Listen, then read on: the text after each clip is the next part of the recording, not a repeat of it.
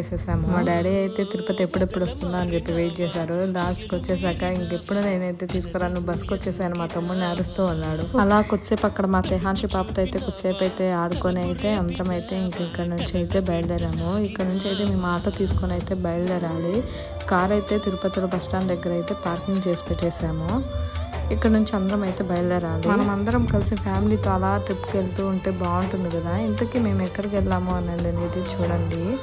ఇక్కడైతే మేము అందరం అయితే రైల్వే స్టేషన్కి అయితే బయలుదేరుతున్నాం. ఇక్కడ నుంచి ఆటో తీసుకుని అయితే రైల్వే స్టేషన్కి అయితే బయలుదేరాలి. ఇక్కడైతే ఆటో అయితే అందరం ఎక్కేసి రైల్వే స్టేషన్కి అయితే రీచ్ అయిపోయాము. ఇక్కడ మా హస్బెండ్ మా తమ్ముడు అయితే డిస్కస్ చేస్తున్నారు. మా తెహాన్షి పాప చూడండి ఎలా ఉందో.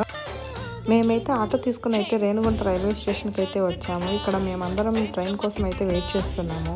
మా తెహాన్షి పాపకైతే ఇది ఫస్ట్ ట్రైన్ జర్నీ. సో అందుకే అందరం అయితే ఇంకా బయలుదేరిపోయాము. ఇక్కడ నుండి అయితే ఇంకొద్దిసేపట్లో అయితే ట్రైన్ అయితే కదులుతుంది.